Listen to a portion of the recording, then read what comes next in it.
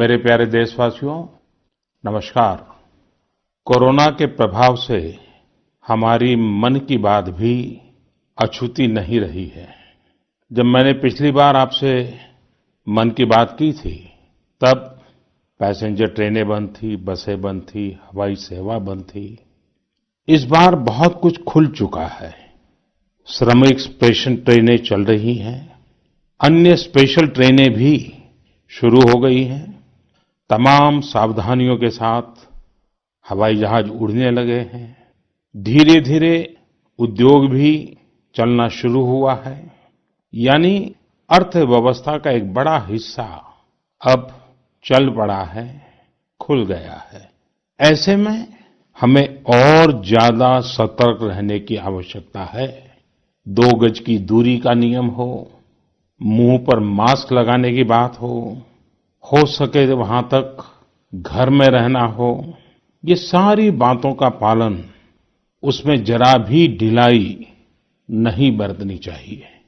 देश में सबके सामूहिक प्रयासों से कोरोना के खिलाफ लड़ाई बहुत मजबूती से लड़ी जा रही है। जब हम दुनिया की तरफ देखते हैं तो हमें अनुभव होता है कि वास्तव में भारतवासियों की उपलब्धि कितनी बड़ी है। हमारी जनसंख्या ज्यादातर देशों से कई गुना ज्यादा है। हमारे देश में चुनौतियां भी भिन्न प्रकार की हैं, लेकिन फिर भी हमारे देश में कोरोना उतनी तेजी से नहीं फैल पाया जितना दुनिया के अन्य देशों में फैला। कोरोना से होने वाली मृत्यु दर भी हमारे देश में काफी कम है। जो नुकसान हुआ है उसका दुख हम सबको है, लेकिन जो कुछ भी हम बचा पाए हैं वो निश्चित तौर पर देश की सामूहिक संकल्प शक्ति का ही परिणाम है। इतने बड़े देश में हर एक देशवासी ने खुद इस लड़ाई को लड़ने की ठानी है। ये पूरी मुहिम पीपल ड्रिवन है। साथियों, देशवासियों की संकल्प शक्ति के साथ एक और शक्ति इस लड़ाई में हमारी सबसे बड़ी ताकत है, वो है देशवासियों की सेवा शक्ति। वास्तव में इस महामारी के समय हम भारतवासियों ने ये दिखा दिया है कि सेवा और त्याग का हमारा विचार केवल हमारा आदर्श नहीं है, बल्कि भारत की जीवन पद्धति है। और हमारे यहाँ तो कहा गया है, सेवा परमो धर्मः। सेवा स्वयं में सुख है, सेवा में ही संतोष है। आपने देखा होगा कि दूसरों की सेवा में लगे व्यक्ति के जीवन में कोई डिप्रेशन या तनाव कभी नहीं दिखता। उसके जीवन में, जीवन को लेकर उसके नजरिए में भरपूर आत्मविश्वास, सकारात्मकता और जीवंतता प्रतिपल नजर आती है। साथियों, हमारे डॉक्टर्स, नर्सिंग स्टाफ, सफाई कर्मी, पुलिसकर्मी, मीडिया के साथी, ये सब जो सेवा कर रहे हैं, उसकी चर्चा मैंने कई बार की है। मन की बात में भी मैंने उसका जिक्र किया है। सेवा में अपना सब कुछ समर्पित कर देने वाले लोगों की संख्या अनगिनत है। ऐसे ही एक सज्जन है तमिलनाडु के सी मोहन। सी मोहन जी मदुरै में एक सैलून चलाते हैं। अपनी मेहनत की कमाई से इन्होंने अपनी बेटी की पढ़ाई के लिए 5 लाख रुपए बचाए थे, लेकिन इन्होंने ये पूरी राशि इस समय जरूरतमंदों, गरीबों की सेवा के लिए खर्च कर दी। इसी तरह अगरतला में ठेला चलाकर जीवन यापन करने वाले गौतम दास जी अपनी रोजमर्रा की कमाई की बचत में से हर रोज दाल चावल खरीदकर जरूरतमंदों को खाना खिला रहे हैं। पंजाब के पठानकोट से भी एक ऐसा ही उदाहरण मुझे पता चला। यहाँ दिव्यांग भाई राजू ने दूसरों की मदद से जोड़ी गई छोटी सी पूंजी से 3000 से अधिक मास्क बनवाकर लोगों में बांटे। भाई राजू ने इस मुश्किल समय में करीब 100 परिवारों के लिए खाने का राशन भी जुटाया। देश के सभी इलाकों से विमेन सेल्फ हेल्प ग्रुप के परिश्रम की भी अनगिनत कहानियां इन दिनों हमारे सामने आ रही है। गांवों में, छोटे कस्बों में हमारी बहनें, बेटियां हर दिन हजारों की संख्या में मास्क बना रही हैं। तमाम सामाजिक संस्थाएं भी इस काम में इनका सहयोग कर रही हैं। साथियों, ऐसे कितने ही उदाहरण हर दिन दिखाई और सुनाई पड़ रहे हैं। कितने ही लोग खुद भी मुझे नमो ऐप और अन्य माध्यमों के जरिए अपने प्रयासों के बारे में बता रहे हैं। कई बार समय की कमी के चलते मैं बहुत से लोगों का, बहुत से संगठनों का, बहुत सी संस्थाओं का नाम नहीं ले पाता हूं। सेवाभाव से लोगों की मदद कर रहे ऐसे सभी लोगों की मैं प्रशंसा करता हूं, उनका आदर करता हूं, उनका तहे दिल से अभिनंदन करता हूं। मेरे प्यारे देशवासियों, एक और बात जो मेरे मन को छू गई है वो है संकट की इस घड़ी में इनोवेशन। तमाम देशवासी गांवों से लेकर शहरों तक, हमारे छोटे व्यापारियों से लेकर स्टार्टअप तक, हमारी लैब्स कोरोना के खिलाफ लड़ाई में नए नए तरीके इजाद कर रहे हैं, नए नए इनोवेशन कर रहे हैं। जैसे नासिक के राजेंद्र यादव का उदाहरण बहुत दिलचस्प है। राजेंद्र जी नासिक में सतना गांव के किसान हैं। अपने गांव को कोरोना संक्रमण से बचाने के लिए उन्होंने अपने ट्रैक्टर से जोड़कर एक सैनिटाइजेशन मशीन बना ली है और ये इनोवेटिव मशीन बहुत प्रभावी तरीके से काम कर रही है। इसी तरह मैं सोशल मीडिया में कई तस्वीरें देख रहा था। कई दुकानदारों ने 2 गज की दूरी के लिए दुकान में बड़े पाइपलाइन लगा लिए हैं, जिसमें एक छोर से वो ऊपर से सामान डालते हैं और दूसरी छोर से ग्राहक अपना सामान ले लेते हैं। इस दौरान पढ़ाई के क्षेत्र में भी कई अलग-अलग इनोवेशन शिक्षकों और छात्रों ने मिलकर किए हैं। ऑनलाइन क्लासेस, वीडियो क्लासेस, उसको भी अलग-अलग तरीकों से इनोवेट किया जा रहा है। कोरोना की वैक्सीन पर हमारी लैब्स में जो काम हो रहा है, उस पर तो दुनिया भर की नजर है और हम सबकी आशा भी। किसी भी परिस्थिति को बदलने के लिए इच्छा शक्ति के साथ ही बहुत कुछ इनोवेशन पर भी निर्भर करता है। हजारों सालों की मानव जात की यात्रा लगातार इनोवेशन से ही इतने आधुनिक दौर में पहुंची है। इसलिए इस महामारी पर जीत के लिए हमारी ये विशेष इनोवेशंस भी बहुत बड़ा आधार है। साथियों, कोरोना के खिलाफ लड़ाई का यह रास्ता लंबा है।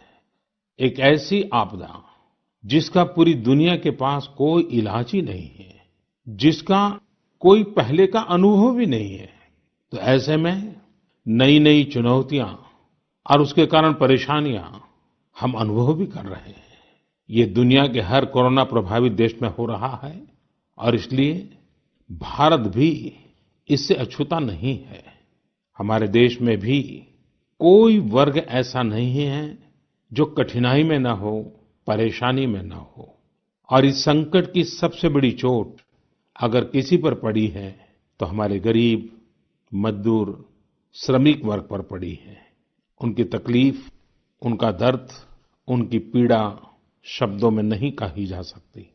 हम में से कौन ऐसा होगा जो उनकी और उनके परिवार की तकलीफों को अनुभव न कर रहा हो। हम सब मिलकर इस तकलीफ को, इस पीड़ा को बांटने का प्रयास कर रहे हैं। पूरा देश प्रयास कर रहा है। हमारे रेलवे के साथी दिन रात लगे हुए हैं। केंद्र हो, राज्य हो, स्थानीय स्वराज की संस्थाएं हो, हर कोई दिन रात मेहनत कर रहे हैं। जिस प्रकार रेलवे के कर्मचारी आज जुटे हुए हैं, वे भी एक प्रकार से अग्रिम पंक्ति में खड़े कोरोना वॉरियर्स ही है। लाखों श्रमिकों को ट्रेनों से और बसों से सुरक्षित ले जाना, उनके खाने पीने की चिंता करना, हर जिले में क्वारंटाइन केंद्रों की व्यवस्था करना, सभी की टेस्टिंग, चेकअप उपचार की व्यवस्था करना, ये सब काम लगातार चल रहे हैं और बहुत बड़ी मात्रा में चल रहे हैं। लेकिन साथियों, जो दृश्य आज हम देख रहे हैं, इससे देश को अतीत में जो कुछ हुआ, उसके अवलोकन और भविष्य के लिए सीखने का अवसर भी मिला है। आज हमारे श्रमिकों की पीड़ा में हम देश के पूर्वी हिस्से की पीड़ा को देख सकते हैं। जिस पूर्वी हिस्से में देश का ग्रोथ इंजन बनने की क्षमता है, जिसके श्रमिकों के बाहुबल में देश को नई ऊंचाई पर ले जाने का सामर्थ्य है, उस पूर्वी हिस्से का विकास बहुत आवश्यक है। पूर्वी भारत के विकास से ही देश का संतुलित आर्थिक विकास संभव है। देश ने जब मुझे सेवा का अवसर दिया, तभी से हमने पूर्वी भारत के विकास को प्राथमिकता दी है। मुझे संतोष है कि बीते वर्षों में इस दिशा में बहुत कुछ हुआ है और अब प्रवासी मजदूरों को देखते हुए बहुत कुछ नए कदम उठाना भी आवश्यक हो गया है और हम लगातार उस दिशा में आगे बढ़ रहे हैं। जैसे कहीं श्रमिकों की स्किल मैपिंग का काम हो रहा है, कहीं स्टार्टअप्स इस काम में जुटे हैं, कहीं माइग्रेशन कमीशन बनाने की बात हो रही है। इसके अलावा केंद्र सरकार ने अभी जो फैसले लिए हैं, उससे भी गांवों में रोजगार, स्वरोजगार, लघु उद्योगों से जुड़ी विशाल संभावनाएं खुली हैं। ये फैसले इन स्थितियों के समाधान के लिए हैं, आत्मनिर्भर भारत के लिए हैं। अगर हमारे गांव आत्मनिर्भर होते, हमारे कस्बे, हमारे जिले, हमारे राज्य आत्मनिर्भर होते, तो अनेक समस्याओं ने वो रूप नहीं लिया होता जिस रूप में वो आज हमारे सामने खड़ी है। लेकिन अंधेरे से रोशनी की ओर बढ़ना मानव स्वभाव है। तमाम चुनौतियों के बीच मुझे खुशी है कि आत्मनिर्भर भारत पर आज देश में व्यापक मंथन शुरू हुआ है। लोगों ने अब इसे अपना अभियान बनाना शुरू किया है। इस मिशन का नेतृत्व देशवासी अपने हाथ में ले रहे हैं। बहुत से लोगों ने तो ये भी बताया है कि उन्होंने जो सामान उनके इलाके में बनाए जाते हैं, उनकी एक पूरी लिस्ट बना ली है। ये लोग अब इन लोकल प्रोडक्ट्स को ही खरीद रहे हैं और वोकल फॉर लोकल को प्रमोट भी कर रहे हैं। मेक इन इंडिया को बढ़ावा मिले, इसके लिए सब कोई अपना अपना संकल्प जता रहा है। बिहार के हमारे एक साथी श्रीमान हिमांशु ने मुझे नमो ऐप पर लिखा है कि वो एक ऐसा दिन देखना चाहते हैं जब भारत विदेश से आने वाले आयात को कम से कम कर दे, चाहे पेट्रोल, डीजल, ईंधन का आयात हो, इलेक्ट्रॉनिक आइटम्स का आयात हो, यूरिया का आयात हो या फिर खाद्य तेल का आयात हो। मैं उनकी भावनाओं को समझता हूँ। हमारे देश में कितनी ही ऐसी चीजें बाहर से आती हैं जिन पर हमारे ईमानदार टैक्स पेयर्स का पैसा खर्च होता है, जिनका विकल्प हम आसानी से भारत में तैयार कर सकते हैं। असम के सुदीप ने मुझे लिखा है कि वो महिलाओं के बनाए हुए लोकल बैम्बू प्रोडक्ट्स का व्यापार करते हैं और उन्होंने तय किया है कि आने वाले 2 वर्ष में वे अपने बैम्बू प्रोडक्ट को एक ग्लोबल ब्रांड बनाएंगे। मुझे पूरा भरोसा है आत्मनिर्भर भारत अभियान इस दशक में देश को नई ऊंचाई पर ले जाएगा।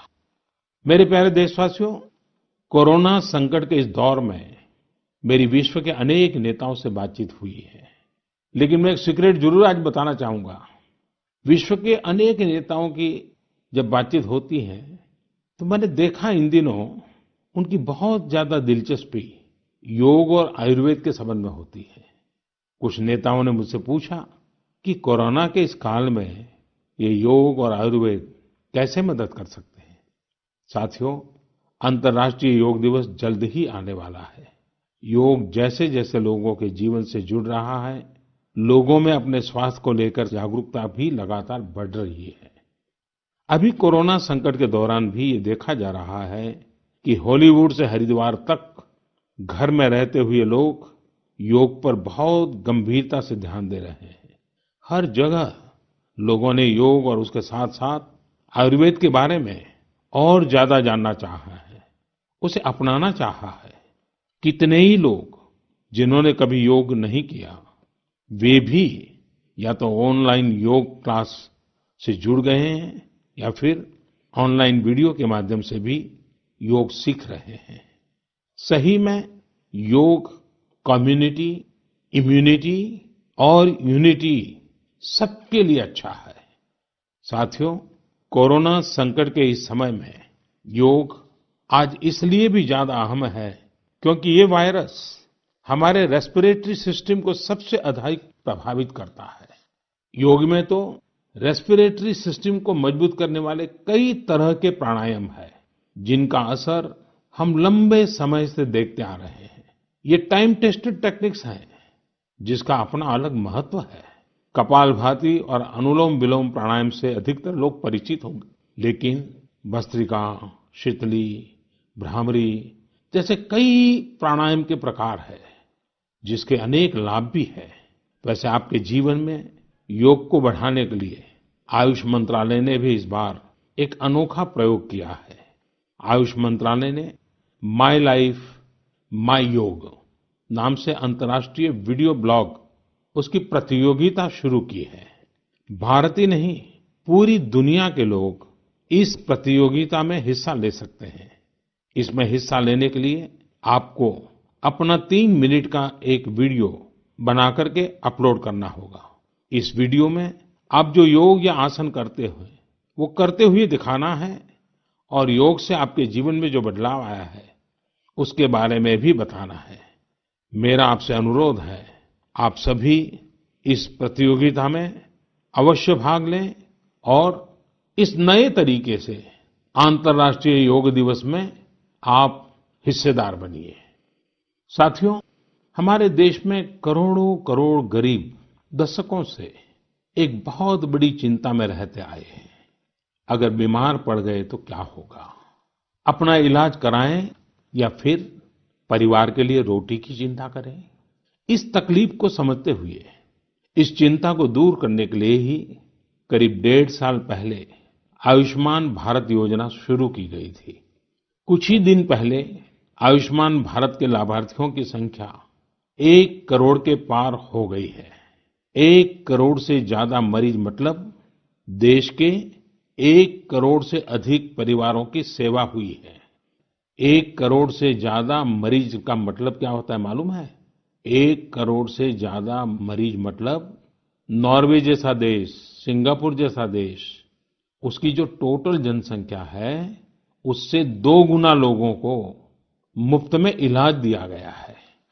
अगर गरीबों को अस्पताल में भर्ती होने के बाद इलाज के लिए पैसे देने पड़ते, इनका मुफ्त इलाज नहीं हुआ होता, तो उन्हें एक मोटा मोटा अंदाज है करीब करीब 14,000 करोड़ रुपए से भी ज्यादा अपनी जेब से खर्च करने पड़ते हैं।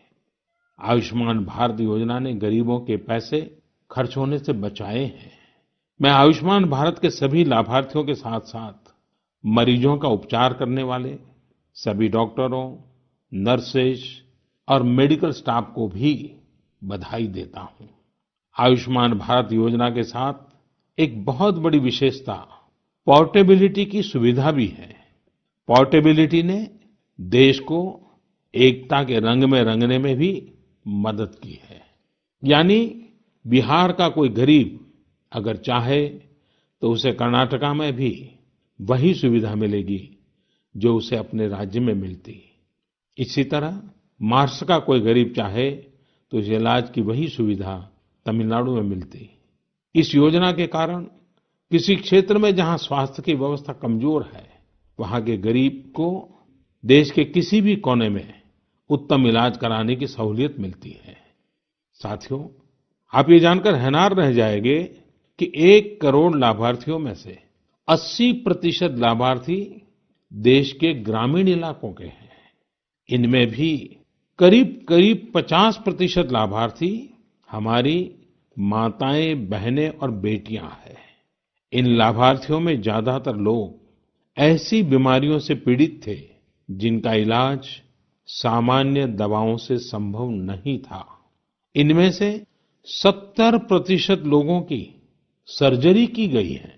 आप अनुमान लगा सकते हैं कि कितनी बड़ी तकलीफों से इन लोगों को मुक्ति मिली है। मणिपुर के चुराचांदपुर में 6 साल के बच्चे केलेनसांग, उसको भी इसी तरह आयुष्मान योजना से नया जीवन मिला है। केलेनसांग को इतनी छोटी उम्र में ब्रेन की गंभीर बीमारी हो गई। इस बच्चे के पिता दिहाड़ी मजदूर हैं और मां बुनाई का काम करती हैं। ऐसे में बच्चे का इलाज कराना बहुत कठिन हो रहा था, लेकिन आयुष्मान भारत योजना से अब उनके बेटे का मुफ्त इलाज हो गया है। कुछ इसी तरह का अनुभव पुडुचेरी की अमूर्था वल्ली जी का भी है। उनके लिए भी आयुष्मान भारत योजना संकट मोचक बनकर आई है। अमूर्था वल्ली जी के पति की हार्ट अटैक से दुखद मृत्यु हो चुकी है। उनके 27 साल के बेटे जीवा को भी हार्ट की बीमारी थी।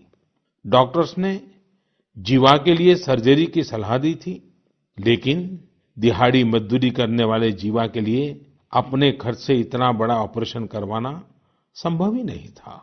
लेकिन अमूर्था वल्ली ने अपने बेटे का आयुष्मान भारत योजना में रजिस्ट्रेशन करवाया और 9 दिनों बाद बेटे जीवा के हार्ट की सर्जरी भी हो गई।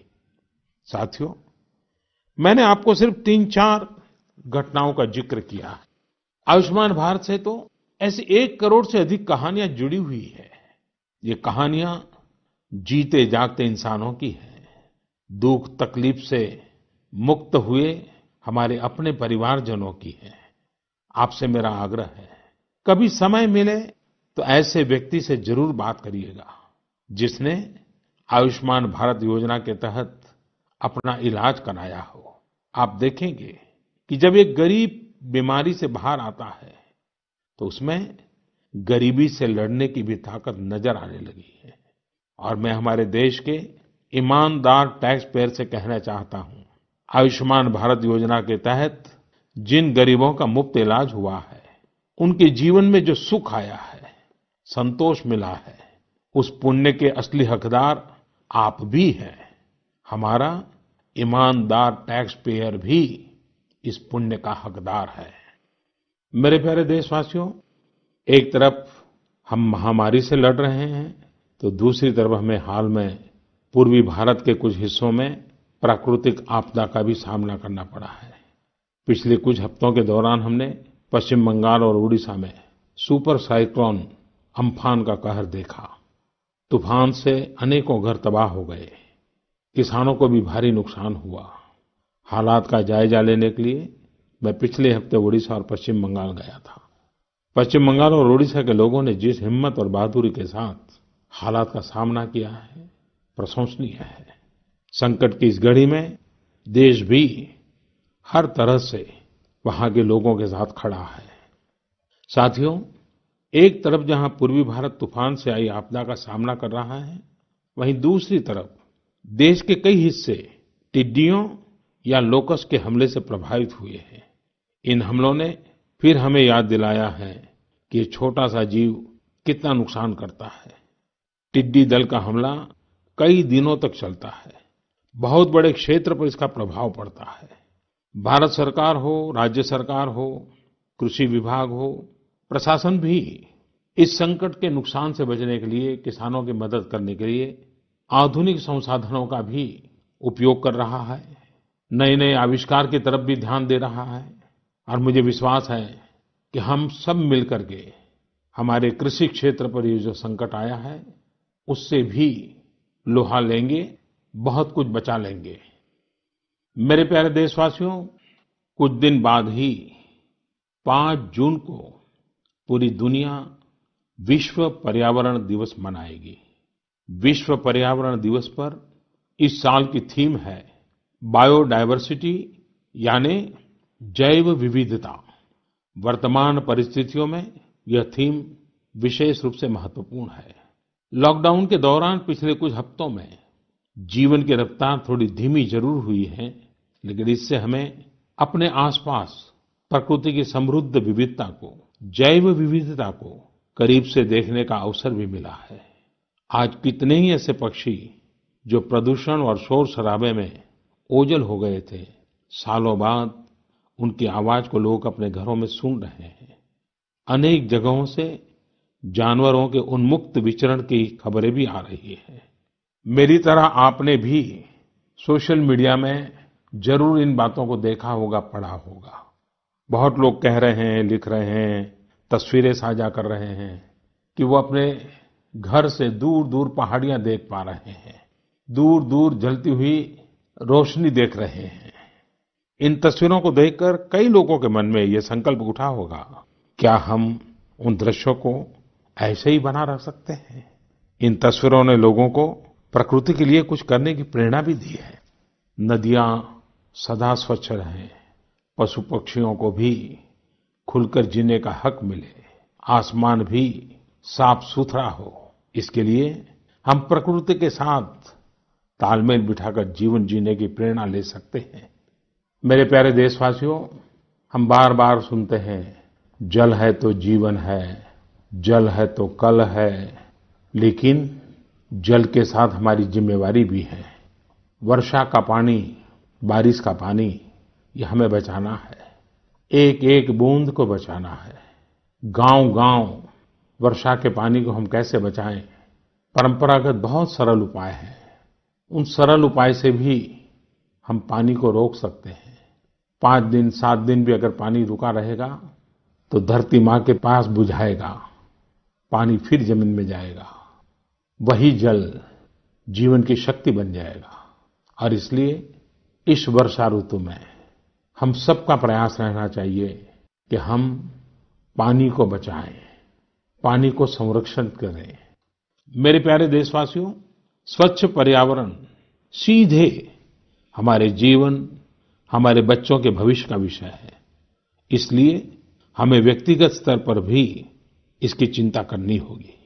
मेरा आपसे अनुरोध है कि इस पर्यावरण दिवस पर कुछ पेड़ अवश्य लगाएं और प्रकृति की सेवा के लिए कुछ ऐसा संकल्प अवश्य लें जिससे प्रकृति के साथ आपका हर दिन का रिश्ता बना रहे।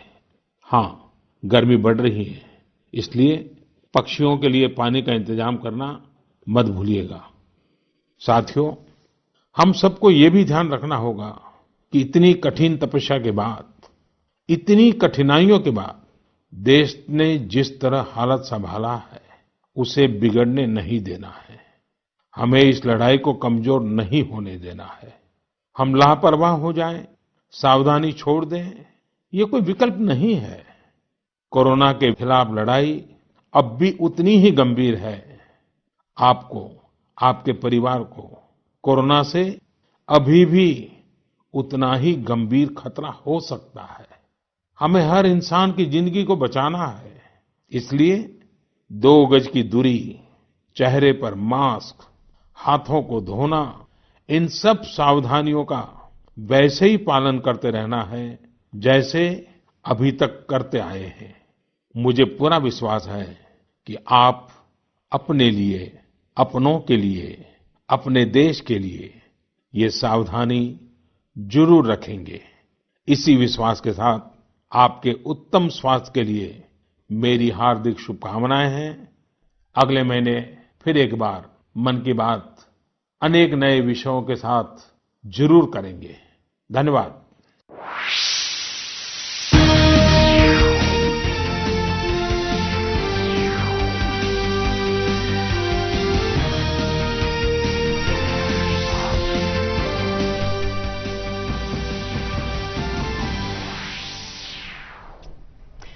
नमस्कार, आप देख रहे थे प्रधानमंत्री की मन की बात, जिसमें प्रधानमंत्री ने एक बार फिर से आत्मनिर्भर भारत का आह्वान किया है। भारत की आत्मनिर्भरता की बात की है, तमाम क्षेत्रों में चुनौतियों की बात जरूर की है, लेकिन ये भी कहा कि चुनौतियों